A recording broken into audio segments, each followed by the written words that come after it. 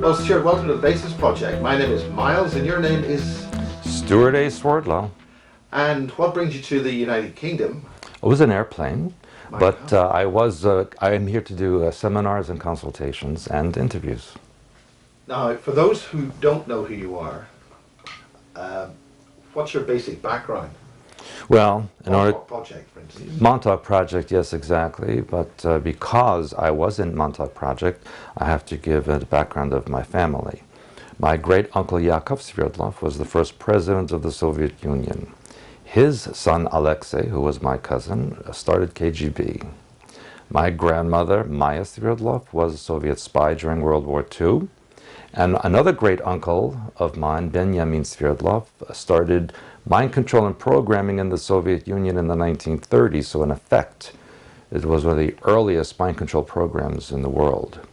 My grandfather, Mikhail Sverdlov, was sent to Great Britain to start the Communist Party here, and he arrived in Liverpool and did his work. And when he was successful, he was then sent to the United States to do the same thing there. Now, what do you mean by mind control? There's an awful lot of technologies involved in that. Yes, of course, in the old days, it involved drugs, chemistry, torture, that kind of thing. And that actually continued on until the 1960s and 70s. But once we get into the late 80s, early 90s, mind control was developed through satellite transmission so that you didn't have to be taken to a specific location to be programmed. You could be programmed eating lunch or sleeping or going about your daily business. Similar to the film They Live. Similar to that, yes. So can you describe the techniques involved in these types of mind control? Yes, and it was actually pre-Montauk project. Montauk was actually 1970 to 1983.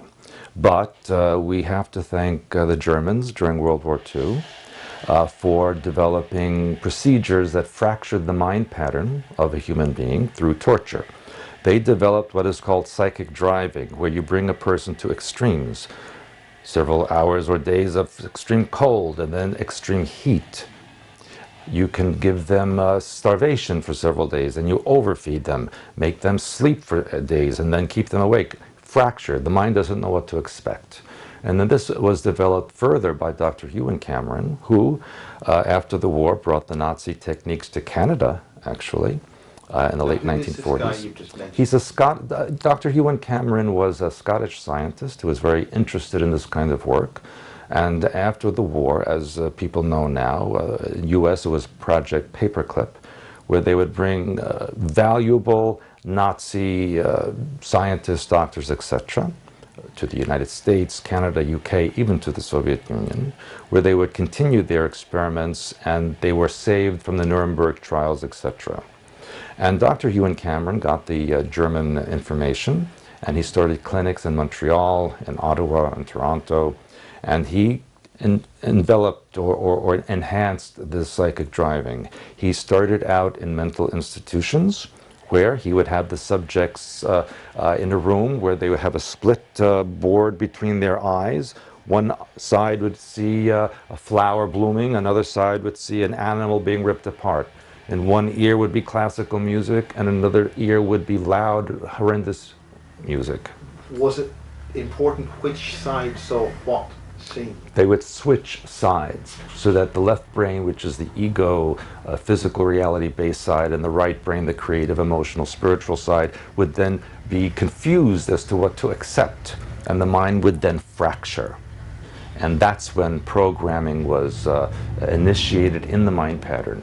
They knew through the German experimentation that the most you could fracture a mind would create a geometric shape in the mind of a cube of 13 by 13 by 13, and that would lead to 2,197 compartments that could be programmed into subpersonalities, full personalities, specific functions, constructs, etc.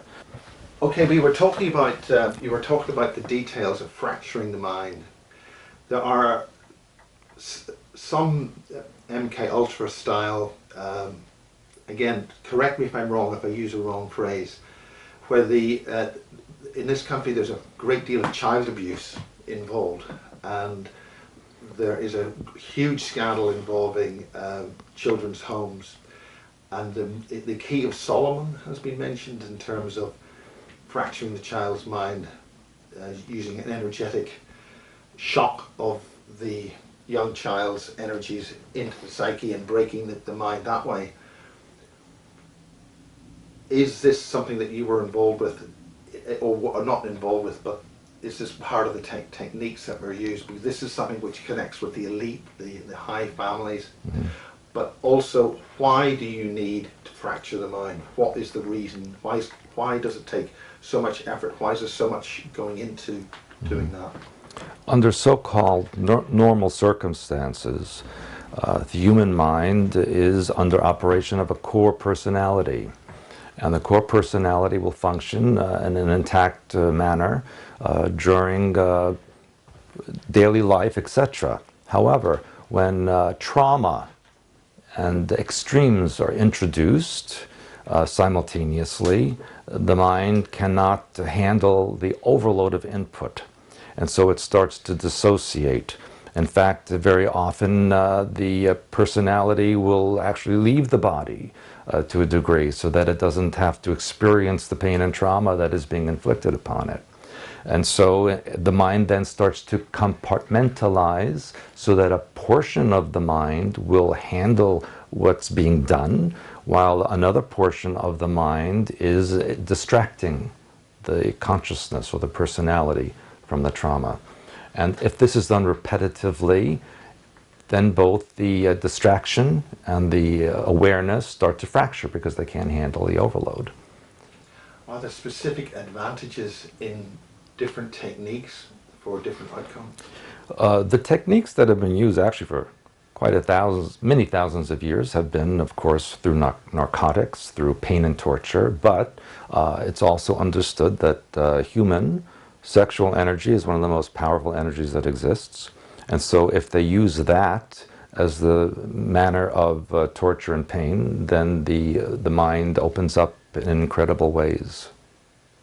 What do you mean by incredible? Well, for example, the process of orgasmic release, the mind opens up. It is orgasmic energy is actually the replication of when the God mind released to create all of reality.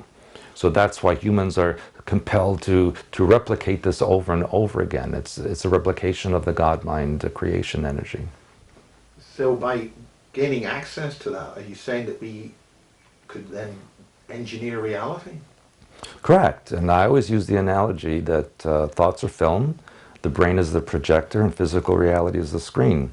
And so if you don't like the movie that's playing, you change the film, which is the way you think. However, the film can be replaced artificially through this programming process. And that's what the Illuminati powers that be do in order to download certain softwares into the mind so that certain functions via triggers are accessible. Could you explain those terms? Well, there is a difference between programming and mind control, and I know a lot of people use them synonymously. Programming is the actual software that's installed with the foundations of all the functions and alters. Mind control is the operation of that programming. And that is also different than brainwashing. Brainwashing happens every day. Your parents can brainwash you, school, politics, religion especially, and that's just telling you something over and over again till you believe it. But the programming and mind control is an embedded pattern that actually hooks onto your foundational mind patterns and is an overlay. And so you think that it's your own thought when actually it's been artificially introduced. So what's the agenda behind those? The agenda behind all of this is to create a society that is robotical, very similar to what you see on the Borg in Star Trek. You know, you report to a computer system, you don't question anything, you don't deviate from your functions, you do what you're told, and there is no independent thinking to do otherwise. The part that is important is that to the Illuminati, this is a form of their society. This is their culture. And they do this to ensure that the culture does not deviate from its agenda through eons of time. Many observers would say that normal humans have inventive creativity. They have art. They have a whole pile of new things in their minds. It would infer that by some other group of people demanding a hive mind or a Borg mind or a cyborg mind or something that is totally controlled, that they are maybe different to other people here. You know, everybody has the same potential. And as far as a hive mind is concerned, yes, that is exactly what they would like. A ruler, the queen bee or whoever it happens to be, sends out or transmits a signal to the worker bees, the slaves, who carry out that signal or order. And that is what the Illuminati wish. Remember, we're on a planet of over 7.5 billion people. The Illuminati, Committee of 300, all the control systems, if you add them up, it's only a few 100,000 people. And that might sound like a lot, but in comparison to billions, it's minute. And so armies and weapons are not enough. The population could overwhelm that small minority.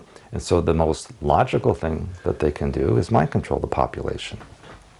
Okay, Stewart, you're talking about the intricacies of the many different types of mind control. What I want to look at is your role in this. And you mentioned the intelligence services and the Russians, but there's also a Prussian influence on our education to make all our children into very obedient people who don't have inventive creativity and imagination. Dangerous imagination, some commentators have described this. What ultimately is the purpose of all this, and where is it taking us? Purpose of all of this mind control is to create a civilization that is obedient to the rules and regulations, that pays attention to the news media, the politicians, the religious leaders, and the school teachers, so that it's like Simon sees, Simon says, Simon does. And so when they say something, you do it, no questions asked, of complete and total obedience. And this will ensure the continuation of the society that they want. Now, the leaders of our world, and I know that will be strange to many people who aren't familiar with the information, have a descendancy from the reptilians who colonized Lemuria, then created the civilization in Sumeria, became the Chaldeans, the Mesopotamians, the Babylonians, and Khazars, and so on, until they went into Western Europe and everywhere else in the world. And they reported in those days to their reptilian leaders. However, since the last 100 or so years, there has been a decision within the leadership of the Illuminati to create their own empire with the Earth as its headquarters, to create and access technology both from here and elsewhere, so that they can create a new galactic empire with themselves as the head and the Earth as the headquarters, and fan out into the known universe and other universes. And that is the ultimate goal of the Illuminati. That's why they have created the particle beam accelerators at CERN and Fermi Labs, and building a third one soon in Japan, which is actually surprising to me. And of course, the cover story for these things is that they're looking for the God particle. But everything is a God particle. Everything that exists is a God particle. That's just a cover story. They're trying to collapse other parallel universes into this one, where the Illuminati and the control systems have been successful in their agenda. And so we are seeing a lot of anomalies in time and space because of this. But I will say that whether you consider it fortunate or not, there's yet another group which is based in the Kuiper Belt, which considers the Earth to be the Iraq of the galaxy and needs to be liberated, whether we like it or not, and they are sabotaging this. Not because they love light and peace and not because they like humanity, but because they consider it to be a threat to them. So there's a lot of factions within factions within factions that are out there. It's a very complicated situation, and humanity is caught in the middle of all of it. Go into detail. That's a great opening paragraph. Well, a few years ago, maybe 10 years ago, NASA reported strange objects in the Kuiper Belt. And the Kuiper Belt is a region of space that surrounds our solar system, kind of like an envelope of small little objects and energies. And they would report one day, 2 days later, another one, and it started to become very suspicious. And then they stopped reporting on this. Then we saw these objects coming out of the sun, these huge objects that were even reported by NASA, and they would make their way towards the Kuiper Belt. This was also very suspicious to the news media and to the public. And so in order to distract from that, they decided to say that Pluto is also a Kuiper Belt object, and therefore there's nothing to be concerned about because we've seen this all along. And then they declassified Pluto. It's no longer a planet. Then it became a mini planet, and it became a Kuiper Belt object. And to this day, we don't know what they consider Pluto to be anymore. But these objects, these vehicles, are amassing in the solar system, and they are sabotaging the Illuminati and CERN and all the other projects that the Illuminati have. You may recall a few years ago that NASA sent 2 vehicles to the moon, and they were going to bomb the moon. The idea was to see if there was water that would come up from the moon. Well, the moon is an artificial object to begin with. And so they sent this vehicle that had the bomb and another one with a camera to follow it, and you could watch it online or 24/7, yes? And then as soon as it got to the moon and they were about to bomb the moon, guess what? There was a technical difficulty and the camera went out, and it didn't come back on until after it was all over. And that was actually the destruction of a Kuiper Belt monitoring device that was on the moon that they tried to destroy. And it gets to be a little bit complicated there. Explain the complexities of this. The complexities are that there are other factions on the Earth that are actually in alignment with the Kuiper Belt beings. For example, from 1938 to 1944, the Third Reich built the Paradise for the Führer in Antarctica, and they called it Base 211 or New Berlin. And they sent many people, Aryan-looking people from Germany, Ukraine, Belarus, Russia, Scandinavia, any occupied nation, and they sent them down to Antarctica and never seen again. It's interesting that this area, which is located in the Norwegian section of Antarctica, Queen Maud Land, yes, the Germans call Neuschwabenland, and when you Google Earth this area, it's fuzzed out. You can't see it. They shade it out so you can't understand what's going on. That's where Admiral Byrd's... It was actually Admiral Byrd was in the actual South Pole itself. This is a little further north towards the coast of Antarctica.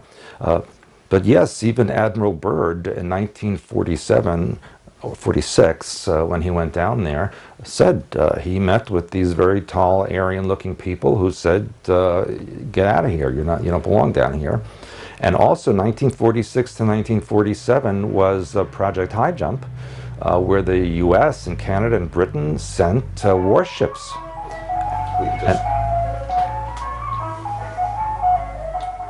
Sabotage. I wonder if that's secret code. Yes, it is. Don't hold back when you mention certain groups, if you wish to say them. Yeah. So they sent this project down there it's for war purpose, and over 50 American military people were killed. They could not fight against whatever technology was down there, and then they returned after 8 or 9 months. Now I went to Antarctica in 2010, and I visited several bases from Argentina, Chile, Ukraine, British base down there. And what was interesting on the British base, there was this big plaque outside the base that said it was built to monitor the enemy. So I said, what enemies? Or perhaps there are penguin terrorists or walruses that are, a danger to society. But of course, Pelicans, perhaps. Well, there was actually more penguins and seals. Actually, walruses are at the North Pole. So that was an interesting observation to see there. I visited the Ukrainian base and asked for a tour, and they showed me the bathrooms and the bedrooms and their this most southern bar and on the Earth, but they would not show me any of the technological French equipment and they had. Italians lost a base down there, Concordia base.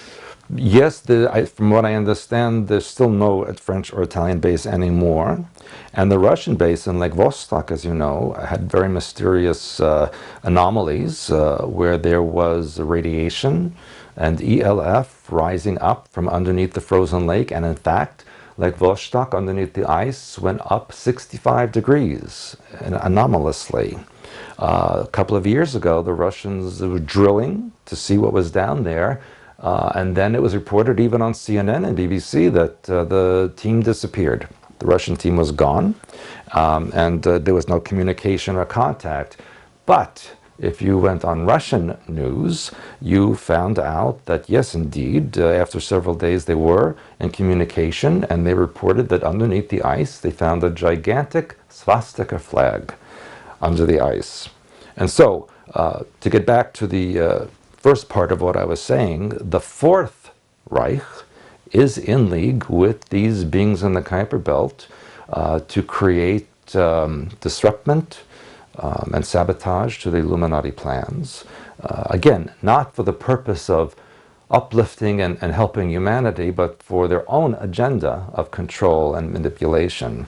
And so it's my understanding that once they are successful in the elimination of the Illuminati, the Kuiper Belt beings will allow the Fourth Reich to administer the Earth for them and incorporate it into a different galactic network. Back in the late 1960s, the US government was in contact with a certain alien group who called themselves the Network. They claimed that they were a group of 17,000 planets, both in this galaxy and the nearby Andromeda galaxy, and that their leaders were not even from this physical universe. They were from another universe. And they were asked why were they here, and their answer was that our planet is in their jurisdiction, in their territory, and so they have every right to be here to monitor what we're doing and what's going on. Sounds like the Federation in Star Trek. Yes, except there's no prime directive. They are basically here to control and manipulate. Are there any? One of the people I've interviewed, a guy called Chris Thomas, described a group which was held out of the. They couldn't get into our solar system, i.e., in the Kuiper Belt, and he called them Balon.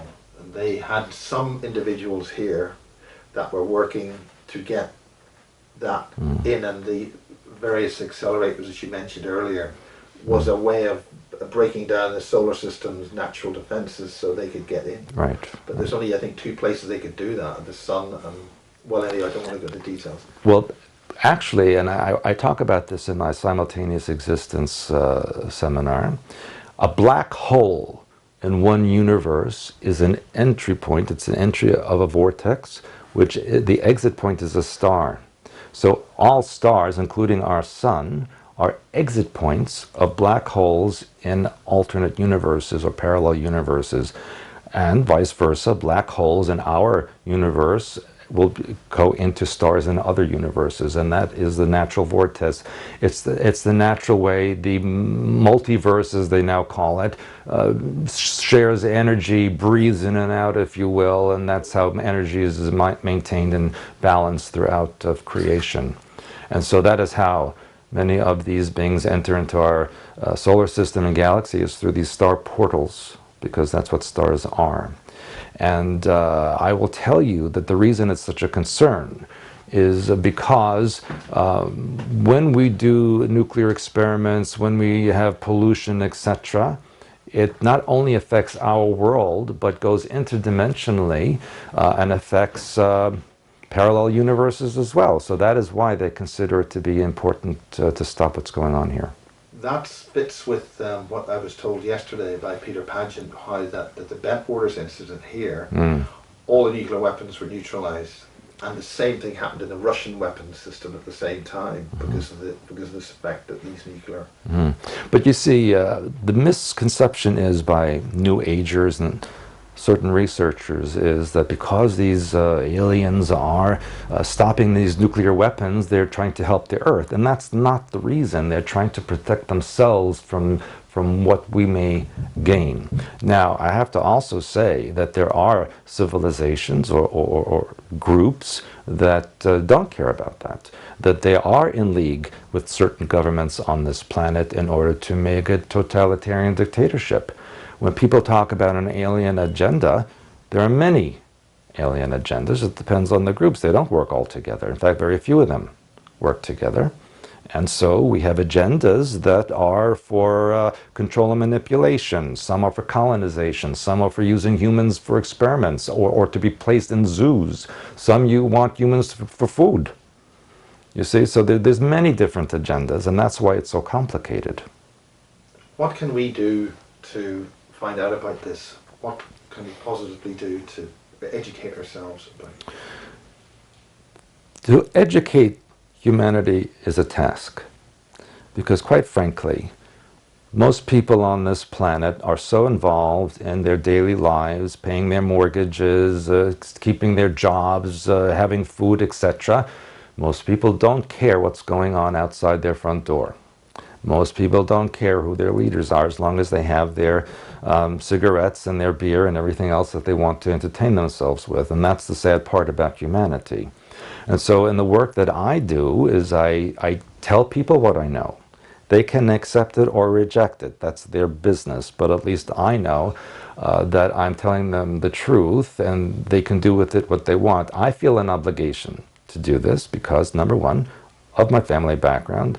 My great uncle Yakov Sverdlov killed over 1 million people in the Soviet Union. And my other uncle created the mind control that affected millions and millions, tens of millions. And so I feel an obligation to do something about this. I myself, at the Montauk Project, was involved in experimentations and projects that were not helpful to other people. So when I was being deprogrammed and developed deprogramming techniques for myself and that I teach others, I felt a need to share this so that people will not go through what I went through. I don't want my children and my grandchildren to go through that.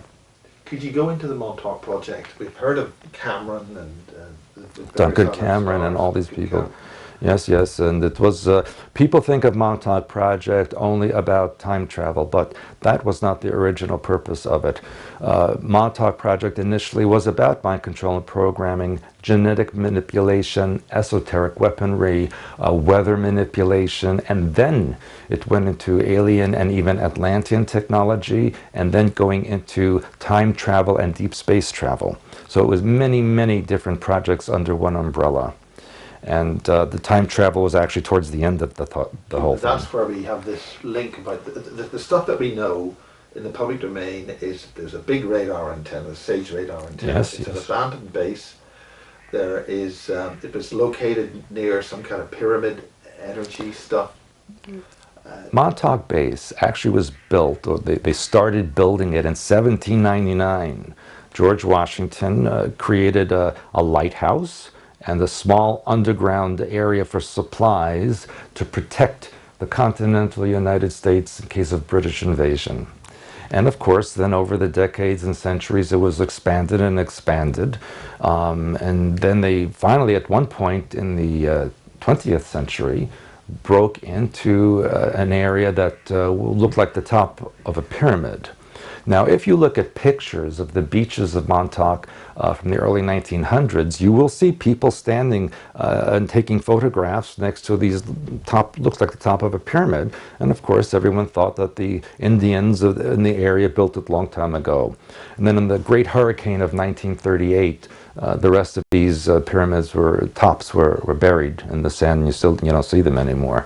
But during World War II... You mentioned plural. How many pyramids? There were about 2 or 3 that were sticking up, even as late as the early 1900s, and then by the 1938 they were buried up already. George Washington, being a good old Mason, he must have selected that area because he knew something about it. Well, interestingly, the Montauk Indians call their leader Pharaoh, just like the ancient Egyptians. And in fact, in parts of Long Island and other places in North America, there are ancient Egyptian artifacts which indicate that they were there thousands of years before everybody else thinks anyone came. This is the pre-disaster, pre-high civilization that existed here that was built all that stuff, or who built it? Well, the pyramid that they broke into as they were expanding the base, they determined was Atlantean. And actually, Montauk Point is the top of a mountain range, or an archipelago that extends into the Atlantic Ocean and leads towards what Atlantis was, or where it was. And they did find technology inside this pyramid and incorporated that into the base at Montauk. And there were 9 levels of base underneath the ground. And yes, the base was built with SAGE radar, which became obsolete in the 1960s, to protect against Soviet invasion of the east coast of the United States. And so when it became obsolete, the base was going to be designated as derelict. But because it was in an isolated area, surrounded on 3 sides by water, there's only one road to get in from the west. And so people only lived there in the summertime because the winter was kind of bleak and nobody went there. So it was very easy to create experimentation that nobody would see. What sort of experimentation? Well, what I was involved in, as I mentioned, was the genetic manipulation. They did not only mind control experimentation, but also sexual magic ritual, which was that's partly how they fractured the minds of children and adults. They would start out with people they considered to be expendable. Nobody would miss them. Children of drug addicts, children who were in foster care, orphans, etc. And then they found out through the German experiments, or I should say the scientists that were brought from the Nazi experimentation, that a certain type of genetics was usable, or more usable, desirable, for the input of mind control. What type of genetics? Those that were considered to be Celtic, Germanic, and even Slavic. Basically, those who had lighter hair, lighter eyes, have an enzyme configuration in their genetics that enables the downloading of programming software to a greater extent. People who had darker eyes, darker hair, darker skin did not have that capability and were considered to be more uncontrollable. And that's why you see the Illuminati trying to eliminate native peoples in Africa, South America, Asia, those who are considered undesirable, until they came up with a very bright idea in the late 70s that they could try to manipulate that as well. And so Michael Jackson actually was a prototype of taking a darker skinned person, changing their characteristics so that they could be more downloadable. And that's why over the decades, he went from being black to white, male to female, human to alien. He didn't know what he was. What do you mean changing? What were they doing? Well, they were programming him to change his features and characteristics so that he would be more conducive to programming, and then they could use that function, or I should say that recipe, to extrapolate that into other populations that were considered unprogrammable. But unfortunately for him, he became overloaded, and that is a problem with the programming, because when they get something that's really usable, they really use it, and they put in as much as they possibly can until it overloads, just like if you put too much software in a computer, it shuts down.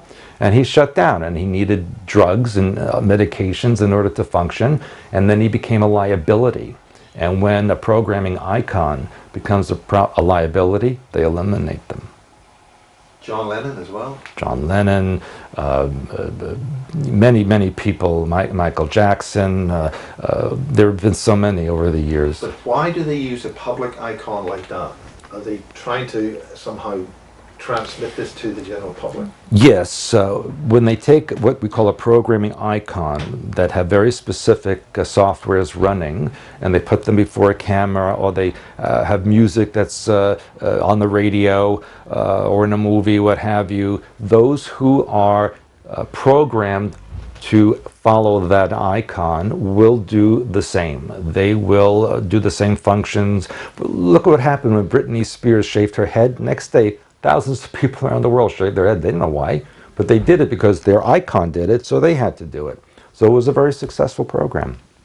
Yeah, but you know, what they did was, in Montauk, when they would torture a child or an adult, whatever they were using at that time, the room was surrounded by devices that absorbed the energy.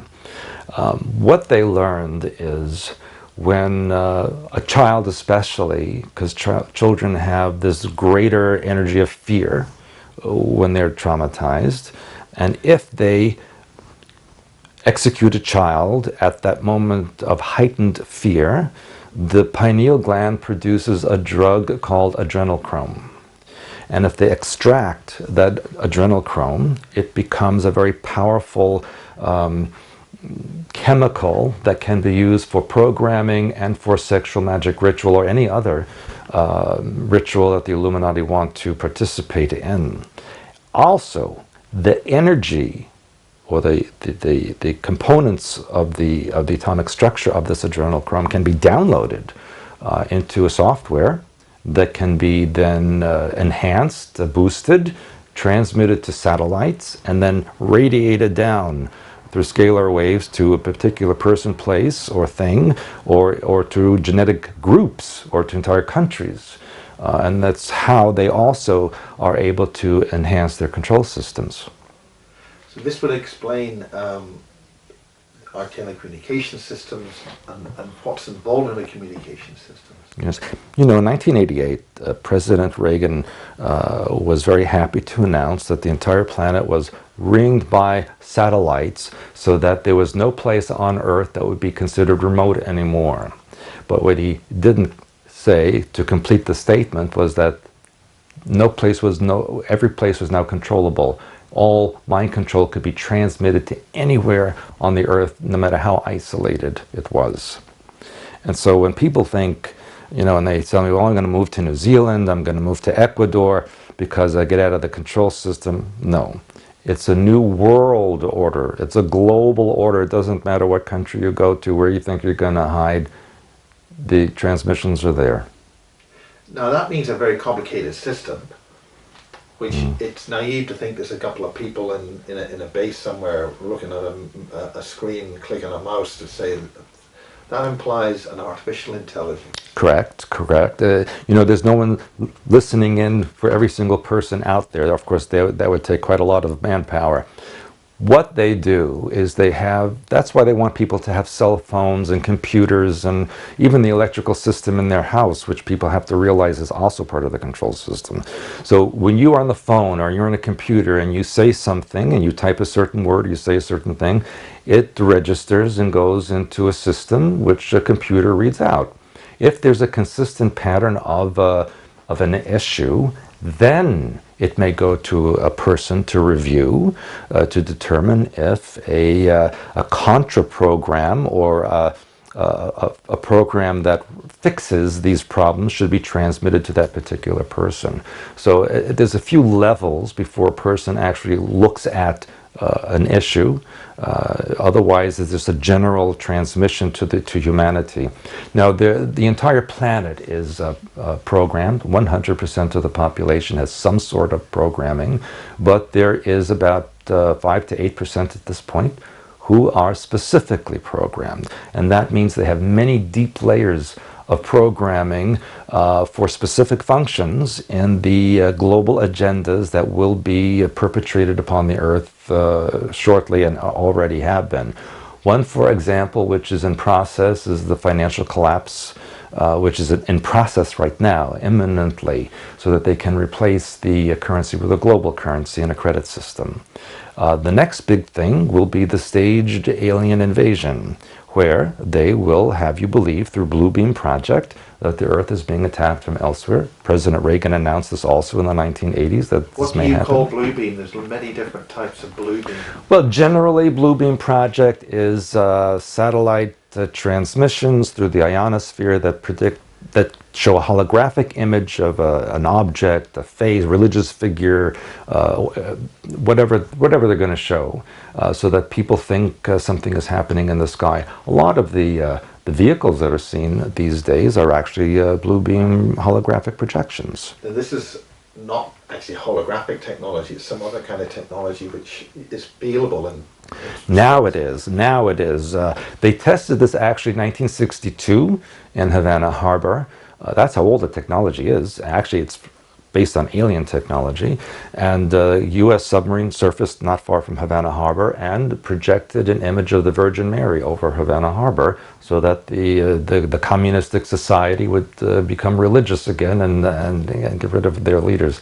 That was just a test. Now you're correct.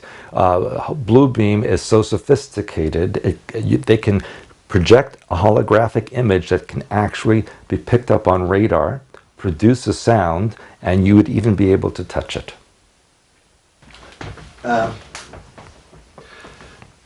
In these closing stages, what exactly do you want to get across to people, not necessarily this country? What's your bottom line on the mind control and other, I mean, you're helping to deprogram people. What's the beef there? It's not just for any one country. I try, my hope is all people will at least look. You're working in England now, but... Yes, it's here in England. Well, this is one of the centers of mind control, isn't it? You have Tavistock here and other locations. But, it doesn't matter the country because ultimately they all have the same rulers behind the scenes. They don't recognize borders. And so I don't know if I can say my goal, but my hope is that people will wake up and realize that things are not the way they should be, that they need to take control of their own mind. I don't believe in physical revolution or physical violence. The war has to be in here. You have to take control of your brain, of your mind pattern, of your emotions, and do release work that will undermine the mind patterns of the programming and then release what's hooked on to those mind patterns and access your core personality, reintegrate who and what you are, sew those compartmentalized pieces of the mind back together so that we can have the society we're supposed to have. Why does this happen? Because, as I said before, we project out what's in our mind patterns and the world reflects it back. So humanity as a species has a victimization mind pattern. When you have a victimization mind pattern, you attract tyrants and oppressors. And so, what we see, it's really, we must take responsibility. You can't blame the Illuminati or the aliens. They are here because we're allowing them to be here. If we change the way we think, change the film, project out something else, then they will have no power over us. It could happen tomorrow if everybody would wake up and do it. Is that likely? No. Will it eventually happen? I believe so. I think that humanity will be backed against a corner to the point where they'll say, hey, we've had enough and we're going to do something about this. The Illuminati, the mind control, the programming, all of this, they want you to think that you're disconnected from the source, from the God mind. But that can never be. They can only make you have an illusion that that is so. But in actuality, you can never be disconnected from Creator. And so it's my hope to teach people how to take that part of them, the creative part, and extrapolate that into their lives and project that out so all of this will go away. Okay, how do people wake up? This is what I teach in my work. I teach people how to balance the left and right hemisphere of the brain, how to work with their energy systems, how to deprogram, how to connect to their higher intelligence that's within them. I teach them color therapy, alternative healing, how to eat, how to exercise, basically how to be a human being. And so that's what I teach. And again, it's up to each individual to do this or not do this, their choice. And how do they do that? How do they get in contact? Or, I mean, if you can't do it personally, are there any others that people you get? To be honest, I don't know what other people do. I only know what I do. I don't really go to other websites or read other people's works because I'm too busy doing what I'm doing. And of course, my wife and I have expansions.com on the internet, and we do our seminars, webinars. We teach all kinds of classes. We have a blog. I encourage people to take a look and see what they think. Okay, if there's 5 things that you want to get across, do you want to just... 5 things to get across. Well, or we could make it around half dozen if you want. Well, or just one thing. You know, and they're not in any order of importance. That's just what comes to mind. And that the first thing is that, and I tell this in all my classes, that there's nothing to fear. You are always loved. You can do nothing wrong. And when I say that, it's not that you should murder people. It's that whatever does happen, there's a reason for it and a lesson to learn from it. And that you must take control of your own mind so no one else takes control of your mind. And research who and what you are. What are your origins? Where did your family come from? And I encourage you to go to the sources, not to read in books or on the internet, but go to where you originated and go from that source back, because that's where the information is. And to be kind to each other. You must be kind to each other. Get rid of the anger. Get rid of the hostility. There's no reason to fight. Now is the time to unify, but for the right reasons. Why now? What's happening now? Right now, we are in the very critical point of the entire collapse of society as we know it. It will start with the collapse of the economy. The Illuminati are creating artificially events that they will correlate to the book of Revelation so that they can prove the validity of the Bible. And that's why we see every week discoveries in the Middle East and in Europe and other places that verify certain chapters in the Bible. We've even seen a Hebrew University in Jerusalem verifying the Shroud of Turin being 2,000 years old. And so that will establish the second coming of Christ, who will be a cloned being whose genetics will match the blood on the shroud.